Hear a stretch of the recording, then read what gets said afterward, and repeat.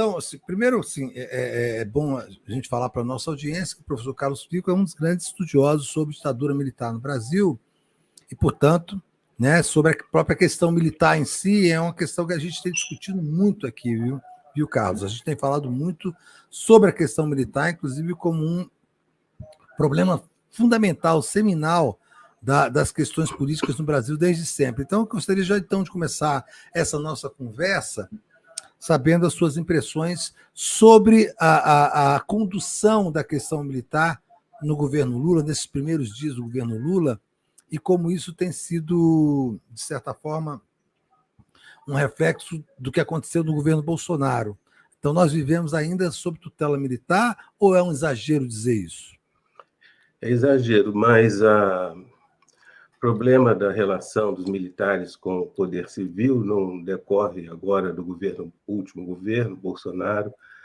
É um problema histórico estrutural e nenhum dos governos civis, após o fim da ditadura militar, foi competente ou capaz ou teve força política para enfrentar o problema que foi criado ao longo de muitos anos, um problema de longa duração, vem desde o fim da Guerra do Paraguai, no século XIX, ainda no Império, e existe até hoje. Eu não creio que o governo atual do presidente Lula vai ser capaz de enfrentar o problema estrutural, embora provavelmente seja capaz de pontualmente punir militares claramente golpistas que tenham participado dos episódios do dia 8, né? Ou aqueles que foram coniventes ou que falharam no comando, isso tudo acredito que acontecerá. Agora, o problema estrutural da proeminência do poder civil no Brasil não vai ser resolvido agora, porque não há condições políticas, infelizmente. Eu digo isso lamentando muito, como eu sempre disse, desde o governo do Sarney, do governo do Itamar Franco, do Fernando Collor, Fernando Henrique, do Lula 1, Lula 2, Dilma 1,5, e agora também, infelizmente, não vai ser possível ainda. Espero que no futuro, em algum momento, esse problema se resolva, porque a falta de proeminência do poder civil caracteriza uma democracia muito frágil, né? Uma espécie de republiqueta em que fica todo mundo com medo de militares. O senhor fala sempre nessa questão estrutural, né, que inclusive decorre desde o fim da Guerra do Paraguai no século XIX. Que fatores estruturais são esses que impedem que o poder civil se imponha sobre o poder militar desde sempre no Brasil? Olha, eu estou escrevendo um livro sobre isso, não é uma resposta simples, né? E é uma coisa muito complexa, né? Resumidamente, o que a gente tem é que, no final da Guerra do Paraguai, os militares voltaram vitoriosos, né, da guerra, e demandando prestígio, honraria, reconhecimento, que eles acreditavam que os civis, o imperador, o gabinete, não lhes conferiam o devido prestígio. Então, houve a famosa questão militar, uma questão que gerou indisciplina militar e que culminaria com o golpe militar que depois o imperador, né, a chamada Proclamação da República, se insere nesse contexto. Portanto, a República Brasileira já começa com um golpe militar e dois governos autoritários, os dois marechais, Deodoro e Floriano. De modo que isso deu uma proeminência indevida, que se agravou com uma questão constitucional, porque a primeira Constituição republicana, de 1891, ela já contém mais ou menos o que seria o tal artigo 142, que hoje em dia é tão citado. Na Constituição de 1891, correspondia mais ou menos ao artigo 14 daquela primeira Constituição republicana, que conferia poderes excessivos aos militares. Isso se tornou uma tradição constitucional brasileira, e em todas as constituições republicanas, inclusive na de 88, quando não foi possível superar esse belíssimo problema por conta da pressão exercida pelo Exército, o general Leônidas Pires Gonçalves. Então, a gente tem esse problema de os militares, desde o início da República, terem recebido das constituições poderes excessivos e, em paralelo a isso, terem se arvorado como uma espécie de poder tutelar ou moderador. Então, você vê que é um problema de natureza constitucional, é um problema também de natureza simbólica, né? Porque a proeminência civil ela é um problema de afirmação simbólica, do poder simbólico da democracia, e de maneira que isso não vai ser resolvido agora, porque implicaria uma emenda constitucional alterando a redação, a parte ruim do artigo 142. Ele tem uma parte razoável, que atribui as competências típicas, né, das Forças Armadas, defesa da pátria, em caso de guerra externa, mas tem uma parte muito ruim, que é essa atribuição excessiva. Então, é por isso que eu digo que é um problema estrutural. Demitir militares que ocuparam cargos em excesso do governo Bolsonaro, ok, o Lula pode fazer isso, vai fazer. Punir, como eu já falei, os militares que foram coniventes ou que foram incompetentes na invasão do Planalto, espero, né, que isso seja feito. Agora, resolver esse problema estrutural demandaria um governo fortíssimo e um Congresso, vamos dizer, menos conservador do que o atual, para dizer de maneira assim delicada. Não tem um tipo de intervenção que possa ser feita, mas é uma intervenção de médio e longo prazo, que é a própria questão da formação dos militares. Eu lhe digo isso porque eu tive formação militar, fui da Escola de Cadetes da Aeronáutica nos anos 80, no início dos anos 80, e todos os meus colegas de turma são pessoas extremamente reacionárias, bolsonaristas, golpistas, fascistas, salvo 16 que formam comigo um grupo de ex-alunos progressistas. Isso acontece em todas as escolas preparatórias, em todas as academias, seja a AFA, seja a MAN, seja a Escola Naval. Você não acha que, para resolver esse problema em longo e médio prazo, já não seria uma boa medida haver uma intervenção civil na formação dos militares, para que pelo menos as próximas gerações não tenham uma formação tão reacionária e tão congelada ainda nos princípios de doutrina de segurança nacional da Guerra Fria? Não, eu não acho, não. Não são as disciplinas dessa formação que, digamos, sustentam e reproduzem esse entendimento, né, a que eu me referi, das Forças Armadas como tutelares, ou que geram militares conservadores ou mesmo reacionários. Não acredito que sejam essas disciplinas. Essas disciplinas, o conjunto de muitas dessas disciplinas é realmente frágil, é um problema de formação, mas eu não creio que sejam elas as responsáveis por isso. Mas todo um ambiente político, cultural da caserna, o ambiente nos quartéis. Isso não se alteraria com mudanças curriculares, né? Persistiria. Então, é preciso um enfrentamento um pouco mais, vamos dizer, fundo desse problema, como eu disse, de natureza constitucional em relação ao poder simbólico. É um problema, inclusive, geracional, né? Como eu tenho dito, geracional tanto do ponto de vista dos militares, porque há velhos oficiais generais que ainda têm alguma conexão com a ditadura militar, mas também da esquerda, né? Como eu tenho dito, os presidentes democratas ou de esquerda, Fernando Henrique, Lula, Dilma, que estiveram no poder, eles enfrentaram de maneira muito direta a ditadura militar. Até foram presos, foram perseguidos e torturados, no caso da Dilma. Então, há um problema geracional aí, porque tem, em relação a todos esses ex-presidentes, um excesso de reverência, quase que um medo em relação aos militares.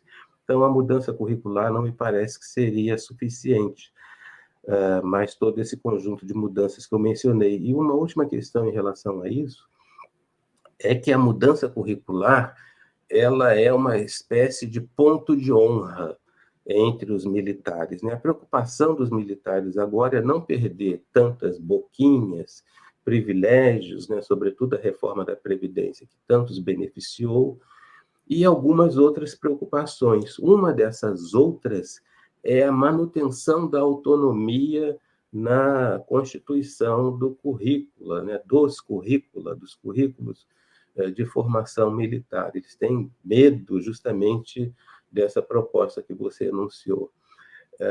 Então, isso, além de não ser eficaz, vamos dizer assim, geraria uma turbulência tremenda. É claro que eu sou a favor de que turbulências sejam geradas, mas não gratuitamente, sem enfrentamento das questões estruturais.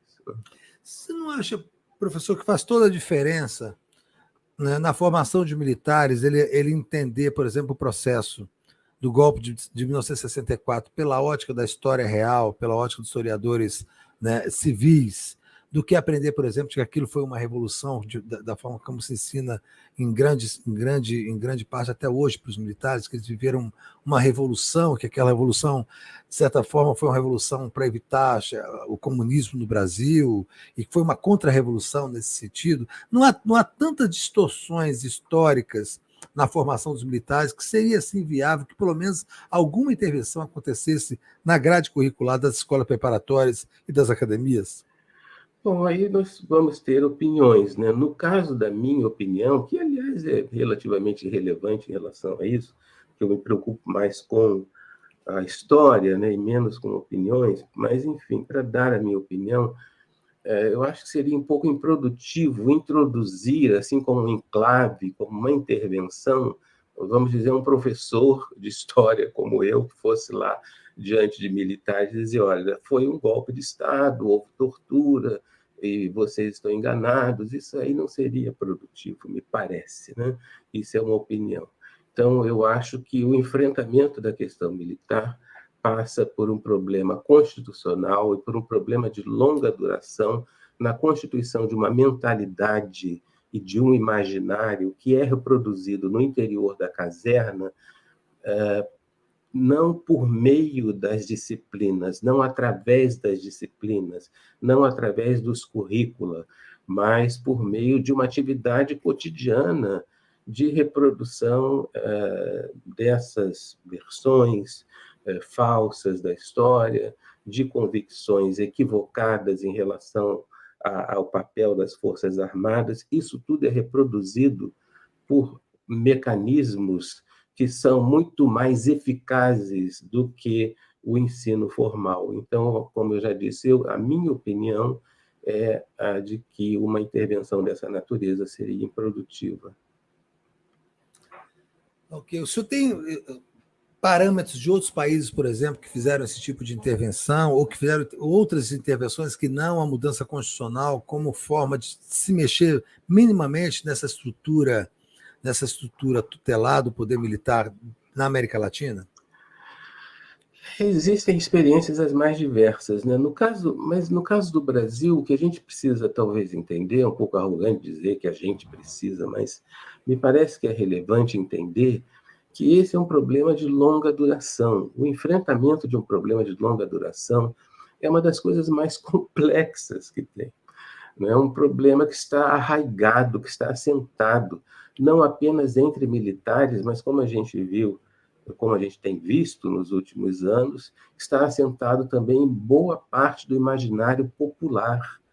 Muitas pessoas acreditam que os militares devem ter um papel relevante, têm um papel de defesa disso, defesa daquilo. Muitas pessoas referendam essa visão equivocada dos militares como tutelares. Então, é um problema de longa duração que passa, inclusive, por aquilo que nós chamamos de poder simbólico, né? O poder, evidentemente, não se constitui apenas do ponto de vista da materialidade econômica ou das armas, mas também por uma dimensão simbólica. E o controle disso demanda uma série de providências, né, que são muito complexas de serem efetivadas se você não tiver uma iniciativa assentada não apenas nas instituições, mas também de base popular para transformar isso, né? E o que a gente tem visto ao longo dos anos no Brasil não é um esforço nesse sentido, nem uma vontade política nesse sentido, né? Tem o exemplo da Lei da Anistia, de 79, que resultou de uma espécie de pacto, tem a própria transição para a escolha do primeiro presidente civil, que foi feita ainda no colégio eleitoral. Então, no Brasil, essas conciliações, como a gente está muito cansado de saber, são frequentes. É uma sociedade que referenda esse tipo de negociação, de modo que há experiências em outros países em que as coisas não são assim. Mas nos outros países as coisas não são assim porque eles não têm a história do Brasil. A vida inteira, minha vida profissional inteira, eu tive de responder a seguinte pergunta: por que na Argentina os militares foram julgados, no Brasil não? Ora, bom, porque a Argentina é Argentina, o Brasil é o Brasil. A Argentina conviveu com a violência como instrumento legítimo da política ao longo de anos e anos e anos. E no Brasil sempre se tergiversou, dizendo que o mito da história incruenta no Brasil é um mito. Evidentemente que a história do Brasil é extremamente violenta, mas esse mito está assentado no imaginário social. Então, na França também, houve episódios até recentes de militares lá falando bobagem que foram imediatamente passados para reserva. Por que aqui não acontece? Bom, não acontece porque não é a França. Né? Então, nós temos um problema, quando eu digo estrutural, que precisaria ser enfrentado por um governo fortíssimo. E a gente sabe que o governo Lula conseguiu vencer a duras penas as eleições, quase que voto a voto. E começou de uma maneira também muito negociadora, né, com a nomeação do ministro Múcio, que é tido como um conciliador, aceitando a nomeação dos comandantes indicados pelo Lula, ainda como interinos pelo Bolsonaro. Então, começou já muito mal, né, no sentido de propor um enfrentamento. Só agora, depois desses episódios lamentáveis todos, é que parece estar havendo uma consciência da verdadeira dimensão do problema.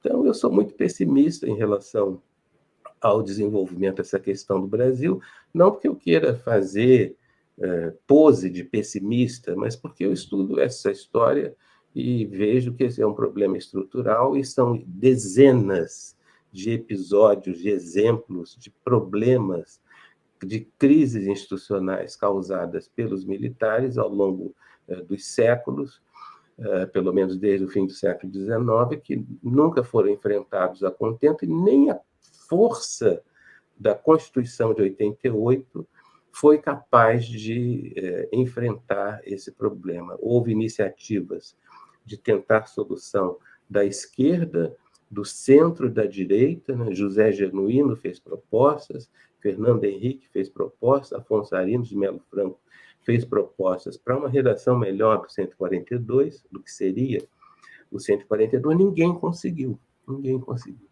Então, nem a Constituição de 88 foi capaz de resolver esse problema que nós estamos em. Muita gente embarcou numa visão otimista. Durante o governo do Fernando Henrique, teve o Ministério da Defesa, depois veio o governo Lula, que, sendo de esquerda e tal, conseguiu conviver bem com os militares. Muita gente embarcou numa visão de, bom, agora está tudo tranquilo, os militares estão no seu lugar. Eu nunca embarquei nessa visão equivocada, justamente porque eu sei que é um problema histórico estrutural. E a solução de problemas de longa duração é muito difícil.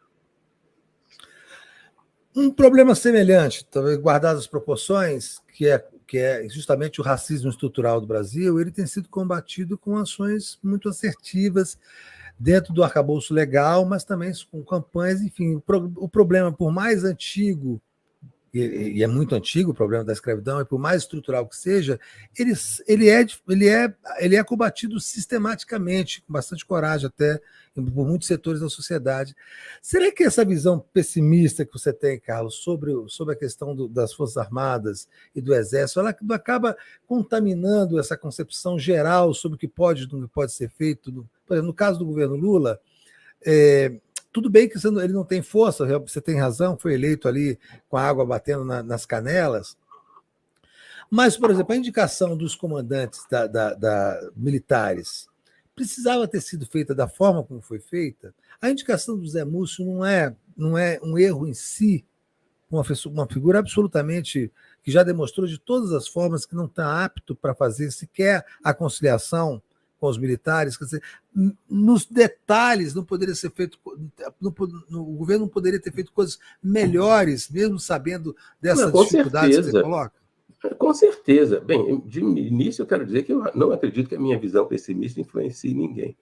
Mas, com certeza, eu concordo com o que você está dizendo, que o governo Lula tem cometido erros em relação à condução desse problema com os militares, a começar pela nomeação do Múcio, né, que é um cidadão que foi indicado porque o Lula se submeteu a uma pressão.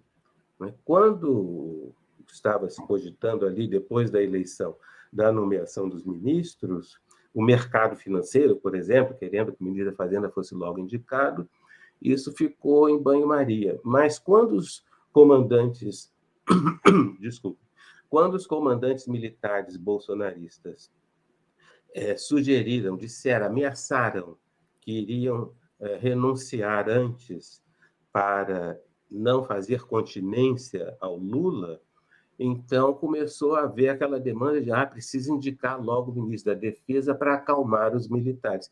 Isso aí, para mim, é o erro básico.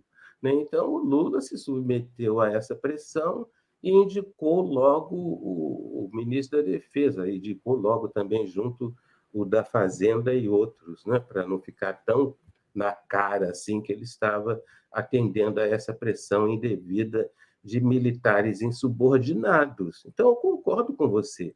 Aceitar também que os comandantes militares que ele escolheu fossem previamente indicados, nomeados pelo Bolsonaro como interinos, foi também um erro gravíssimo. E é o que eu estou dizendo, o enfrentamento dessa questão passa por esse problema geracional, de uma geração que tem uma reverência excessiva em relação aos militares e que, portanto, não faz o que deveria ser feito. Ele não deveria ter indicado. Tudo bem que ele indicasse até o Múcio, indicasse um conciliador, mas não deveria ter se submetido a essa pressão para indicar rapidamente, né? Deixou vazar o nome do Múcio, porque era um nome palatável para acalmar os militares, essa velha preocupação brasileira de acalmar militares que estão sempre nervosos, agitados, sei lá o quê. Então, isso é um erro, e por isso eu sou pessimista, porque se começou assim, imagina como é que vai ser agora, né? Então, o enfrentamento do problema é muito complicado. Veja, você cita o exemplo do enfrentamento do racismo. O enfrentamento do racismo começou a ser feito do ponto de vista legal, né? Com a questão da criminalização do racismo, que agora sofreu ainda, foi aprimorado, né, esse tipo de ação, com a coisa de determinadas equiparações entre injúria racial e racismo, o racismo recreativo, racismo no ambiente desportivo, etc. Foi uma medida legislativa. A coisa das cotas, né? Eu me lembro quando as cotas foram implantadas aqui no Rio de Janeiro, o quanto o perfil da UFRJ mudou. Isso mudou como? Mudou pela lei das cotas, né? Então, é preciso verificar que as coisas podem ser incrementais, podem ser feitas a pouco e pouco, mas é preciso enfrentá-las do ponto de vista legal. E do ponto de vista da proeminência civil, que é a base de uma democracia que mereça esse nome, isso passa pelo problema da atribuição aos militares da garantia dos poderes constitucionais. Ninguém sabe o que é isso. Né? Tem a interpretação otimista do Supremo Tribunal Federal, tem a interpretação otimista da mesa da Câmara, mas quem é que vai arbitrar quando os poderes constitucionais estão sob ameaça? Os militares, eu me pergunto. Então, uma das atribuições dos militares no Brasil é a garantia dos poderes constitucionais, que é uma coisa completamente indevida. É justamente a parte ruim do artigo 142 a que eu me referi. De modo que esse é o problema básico, né? Demitir um ministro, botar outro ministro, afastar os 6 mil, 8 mil, sei lá quantos cargos indevidamente ocupados por militares, tudo bem. Isso aí é ótimo que seja feito. Agora, o problema básico mesmo no Brasil é também a questão da formação que você mencionou, também a reforma da Previdência, que atribui privilégios excessivos, né, aos militares. Eu, outro dia, estava conversando com um médico que trabalhou no Marcílio Dias, no hospital, e ele me falando, bom, o problema lá não são os militares, o problema é que até a sogra, a avó da sogra, é dependente de militares. Então, tem privilégios excessivos, né, que precisariam ser mudados no ambiente legal, né? De maneira que esses problemas precisam ser enfrentados, alguns deles provavelmente serão enfrentados, mas eu sou pessimista em relação ao enfrentamento da questão estrutural que tem essa dimensão constitucionalizada.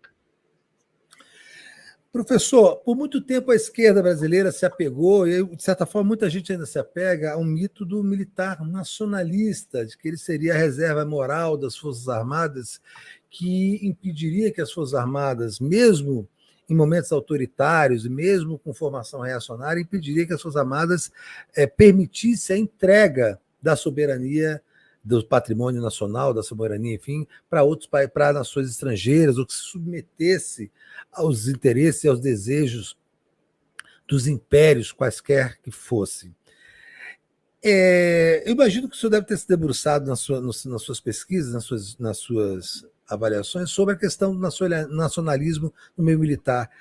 Em que dimensão isso é um mito? De que dimensão isso de fato existiu ou se existe ainda? Nacionalismo é uma palavra assim muito confusa, né? A gente usa com muita cautela e sempre qualificando, porque existe nacionalismo em relação, sei lá, ao imaginário da soberania nacional, existe nacionalismo em relação às questões econômicas, né? Então, vamos dizer, essas correntes todas sempre estiveram presentes de maneira diversa também entre os militares, como também entre os civis, né? Então, sempre houve, por exemplo, durante a ditadura militar, havia militares, em número menor, eu devo dizer, que eram favoráveis à presença do capital estrangeiro, mas muitos militares, em número mais considerável, que preferiam essa utopia do desenvolvimento econômico baseado apenas na poupança nacional. O nacionalismo estatizante, por exemplo, esse que é favorável à criação de empresas estatais, foi muito comum e continua sendo entre alguma parcela dos militares. Embora hoje em dia, por exemplo, haja muito mais abertura ao capital estrangeiro, até porque essa discussão já está, vamos dizer, colocada em outros termos hoje em dia, entre os militares, né? Então, essa questão, existe uma visão que é uma visão romântica, muito centrada do nacionalismo brasileiro, como defesa da soberania, muito centrada na visão mítica, romantizada da floresta amazônica, e outros lugares, né? A ideia da Ileia amazônica que estaria sendo cobiçada pelos estrangeiros, isso é uma das visões que eu qualifico aqui de romantizada, muito comum entre os militares, né? Então, existem perspectivas as mais diferentes, algumas mais prevalecentes, né? Como essa visão da Amazônia como uma visão que é repleta de equívocos, né? De que é um grande vazio, de que é uma região rica por essência e que estaria sendo cobiçada até objeto de uma possível invasão estrangeira. Isso é bastante comum entre muitos militares, né? Agora, do ponto de vista econômico, as coisas já mudaram, porque, enfim, o mundo mudou também. Então, há diversidade de enfoques, como sempre houve, inclusive antes da ditadura, durante a ditadura e posteriormente à ditadura. Eu vi um Twitter seu, Carlos, que me chamou muita atenção, porque é uma coisa que eu já tinha ouvido de outras pessoas, mas que é um conceito bem interessante, de que dois atores sempre estiveram presentes nas ações golpistas do Brasil, né? Que são militares e advogados. Né? Você lembra que sempre tem um jurista que legaliza os golpes de Estado, que organiza as instituições em torno do golpe de Estado. A gente estava comentando isso até antes de você entrar.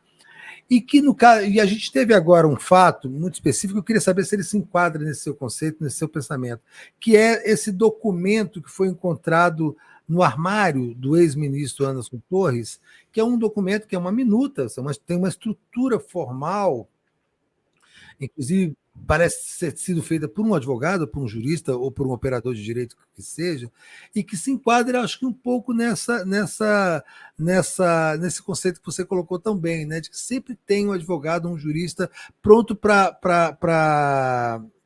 dar uma fachada formal, legal, a uma ação de um governo autoritário. Você acha que se enquadra nesse conceito que você colocou? Acho, foi exatamente por isso que eu fiz esse post. A gente diz que a história não se repete, mas rima, né? Então, sempre tem algumas coisas que se repetem.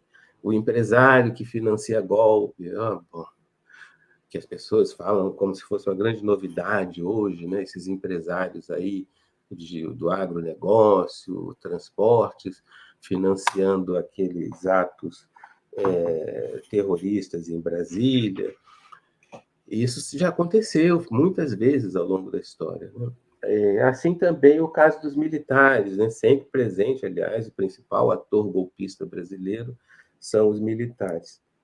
Agora, os juristas também, né? Sempre ocorre de aparecer um advogado que se intitula ou é conhecido como jurista, para dar uma aparência que a gente chama de aparência de juridicidade, né? Não é uma dimensão legal, porque é um golpe, portanto, é extralegal ou claramente ilegal, mas há uma preocupação que é da tradição do bacharelismo brasileiro, outro problema histórico, né? Então, sempre que, mesmo os golpistas vitoriosos, porque há diversos golpes que fracassaram, mas os golpes vitoriosos, no caso do Brasil, eles sempre buscam uma dimensão de juridicidade para dar alguma aparência de legitimidade. Então, a juridicidade é justamente essa expressão em norma, em diploma legal, com formato, com aparência de diploma legal daquilo que é totalmente legal, né?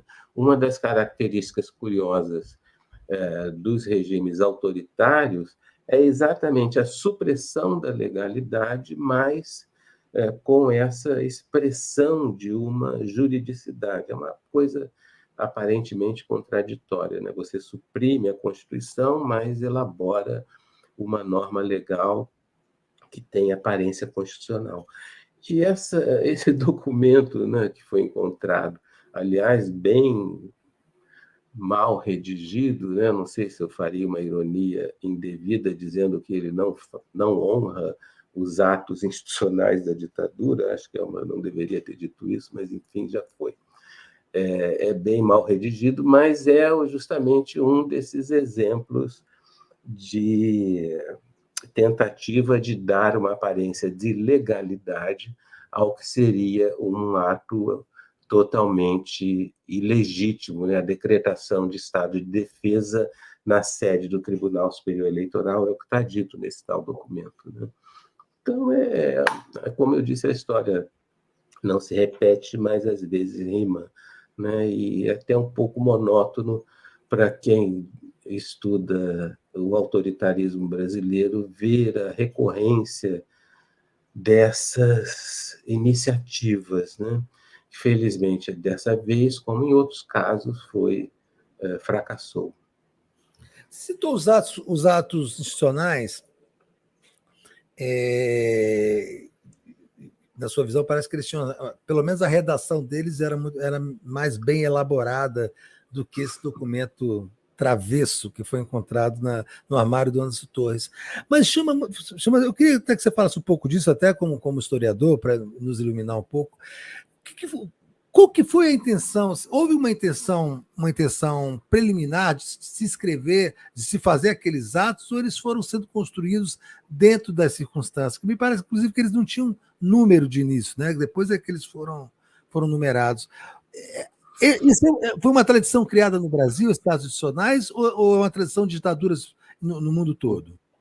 É uma criação autenticamente brasileira e os atos institucionais eles corresponderam a essa justamente a pretensão que havia, que eu chamo de utopia autoritária entre os militares daquele momento, né, do golpe de Estado de 64 e da ditadura militar que se seguiu, de construir o que eles chamavam de Estado forte. Né? É difícil a gente entender por que, que esse autoritarismo acontece, por que, que esses golpes aconteceram e se tenta de novo no Brasil, se a gente não entender a cabeça dos militares, a cabeça dos golpistas. Né?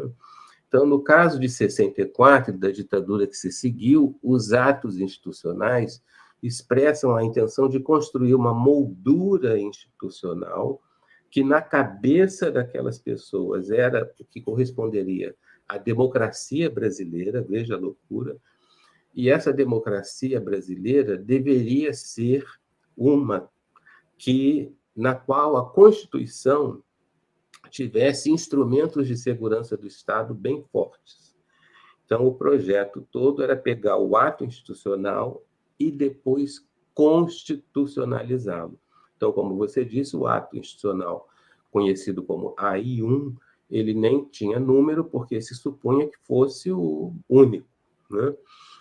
E a ideia de todos os generais presidentes, assessorados justamente pelos tais juristas, era essa. Bom, então fazemos primeiro uma intervenção que é revolucionária aí, segundo as palavras dos militares, é uma intervenção excepcional, eles próprios reconheciam como uma coisa de exceção e a chamavam de revolucionária, mas para logo depois fazer uma Constituição que incorpore isso que a gente chama de instrumentos de segurança do Estado, que é uma espécie de estado de sítio piorado, que depois se transformaria no estado de emergência do Ernesto Geisel. Então, todos os generais presidentes foram lidando com essa duplicidade. Né? Faz um ato institucional que eles próprios sabiam que era uma medida de exceção, mas, na sequência, tenta fazer uma Constituição que incorpore as tais medidas de segurança. Por isso que a gente tem o ato número 1, depois vem a Constituição do Castelo Branco de 67. Aí o negócio pegou fogo, veio o ato número 2, de 65, e aí sim é que vem a Constituição de 67, desculpa, eu me enganei.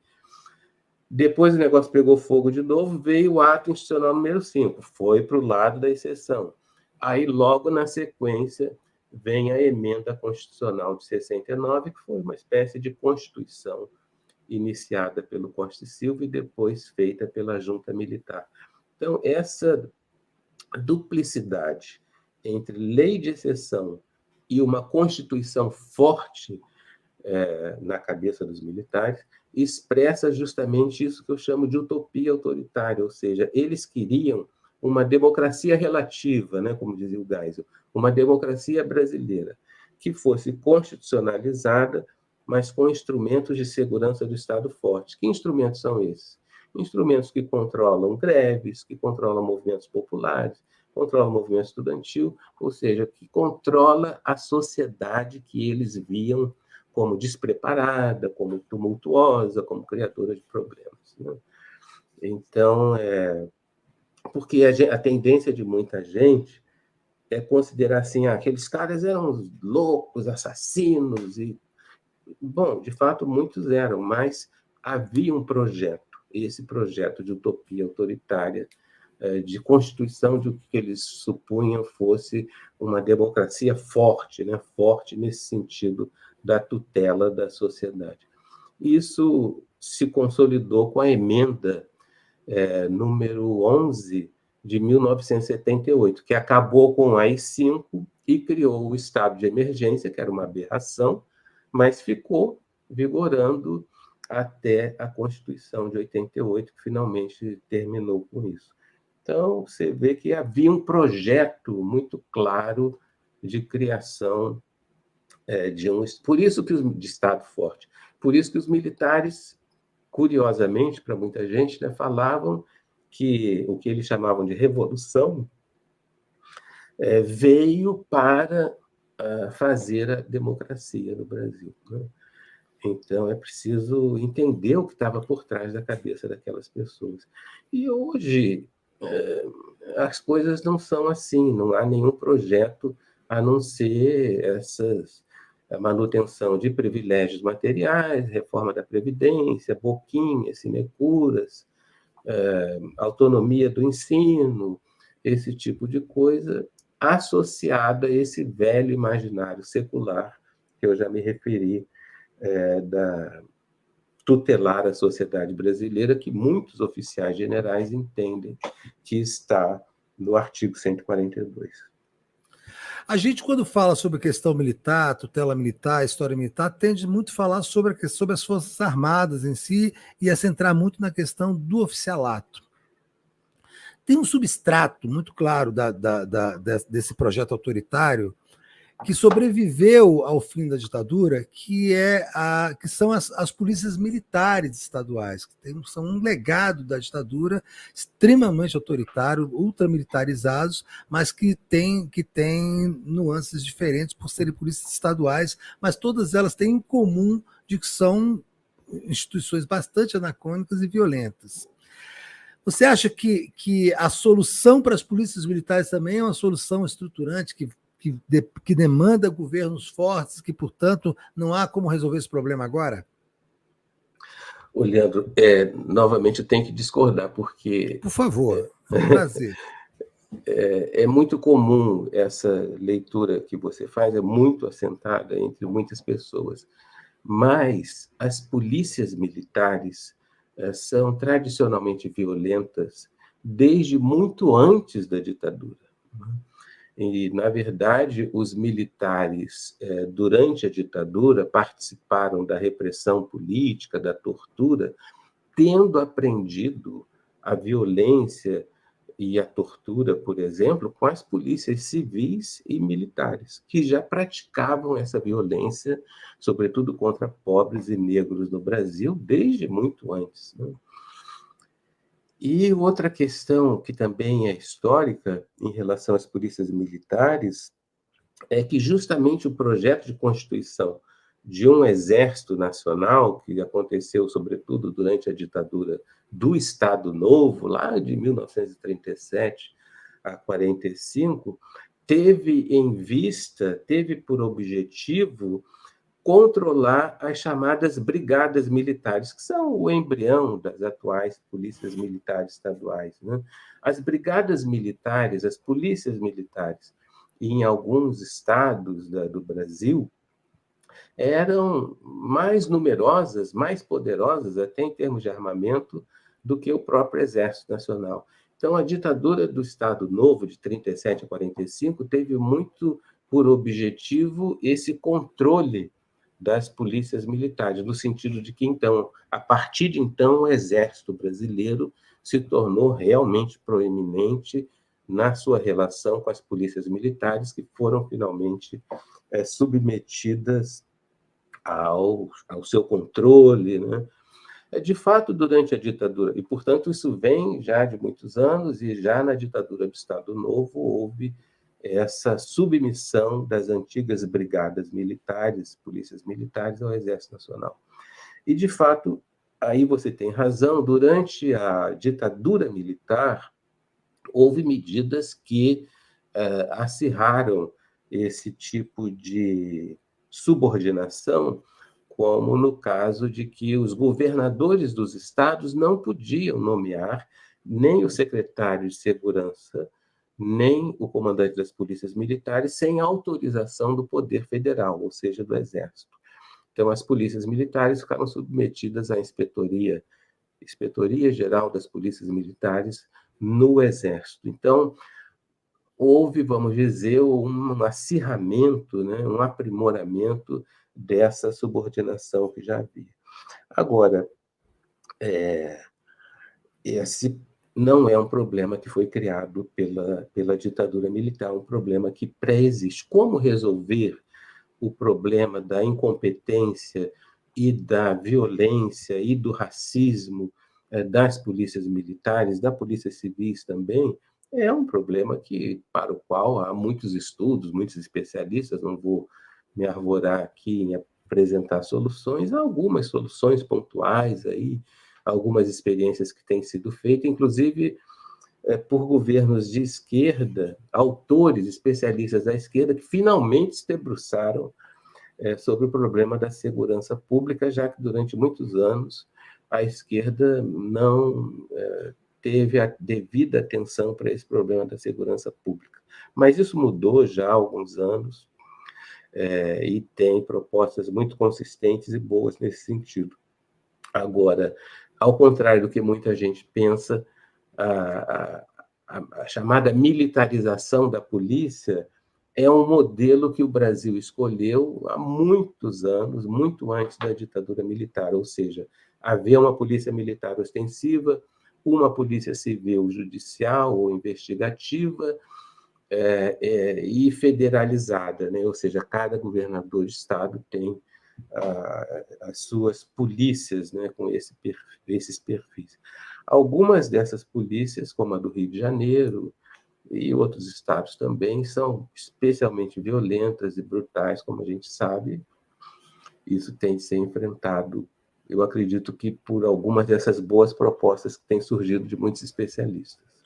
Você acha, por exemplo, que desmilitarizar a polícia militar é uma solução? Eu acho que não. Essa é apenas uma opinião pessoal, mas esse modelo, desculpe, esse modelo de uma polícia militar que faz policiamento ostensivo e uma polícia civil investigativa não é exclusivo do Brasil, acontece em muitos países e acontece com eficácia em alguns países, né? E também você imagina o que seria agora, não sei bem o que seria desmilitarizar a polícia, corresponderia ao quê? Acabar com as PMs? Seja lá qual for a resposta a essa pergunta, ou acabar com as PMs, ou, sei lá, fazer o quê com essa desmilitarização, seria um movimento assim monumental, né, em todo o Brasil, e que enfrentaria uma teia legal imensa, né, porque são instituições estaduais, né? Então seria um problema infernal, assim, do ponto de vista da formalidade legal. Da Eu acho logística até para fazer isso, né? nossa, seria bem confuso. E é um modelo que pode funcionar, como funciona em outros países, né? O que é preciso, algumas medidas, inclusive, são muito singelas e eficazes, né? Veja o caso das câmeras nos uniformes, né? Assim como em outros países, aqui também, colocando essas câmeras, isso impede, por exemplo, uma série de brutalidades, né? Então, acho que é por aí. Nesse caso das polícias militares, o treinamento, né? E, portanto, aquilo que você falava em relação ao exército, a questão das disciplinas e tal, algumas mudanças no treinamento e até o aprimoramento do treinamento têm sido essenciais, inclusive a melhoria salarial, a estruturação da carreira, né? No Brasil, paga-se muito mal as polícias, em geral, né, em termos gerais, algumas são muito bem pagas, outras não. E é evidente que isso é um problema, né? Acaba havendo duplos empregos, corrupção, etc. E tal. Então, tem medidas pontuais que são eficazes e que demandam governadores de Estado comprometidos com essas visões e não comprometidos com sistemas corruptos que, infelizmente, são muito encontradiços entre as polícias civis e militares. Outra coisa que eu queria saber uma opinião sua, Carlos, é o seguinte: o conceito de gabinete de segurança institucional não lhe parece um conceito esdrúxulo? Foi uma coisa que foi criada no governo Fernando Henrique Cardoso e que tenha como obrigatoriedade que seja um general que comande. Mas é preciso, num país democrático, existir um gabinete de segurança institucional? Você não acha que isso acabou sendo uma disfunção dentro digamos assim, do organograma da República? Bom, eu tenho opinião sobre isso também, assim, não sei se ela é tão importante, mas De fato, eu sempre achei isso um pouco esquisito, e poderíamos voltar ao modelo anterior de casa civil e casa militar. Porque, sim, é preciso que haja uma esfera na presidência da República que cuide da segurança institucional, do presidente, das autoridades, enfim. Então, a velha estrutura da Casa Militar me parecia menos eufemista, né? Que esse gabinete de segurança institucional parece um eufemismo para se evitar a expressão Casa Militar ou gabinete militar, né? E agora, a estrutura propriamente dita, né, se é gabinete militar, se é gabinete de segurança institucional, se é casa civil, se é gabinete civil, isso tudo é nome, né? O problema é a coisa, e a coisa realmente tem a ver com a questão da relação dos militares com o poder civil e, portanto, a necessidade de desmilitarização de algumas instituições, como da Agência Brasileira de Informações, a ABIN, né? Isso seria essencial. E também uma coisa que eu acho muito ruim no Brasil, que é uma pena, né? Que é a falta de parlamentares que conheçam o assunto dos militares, a política de defesa, a questão dos armamentos.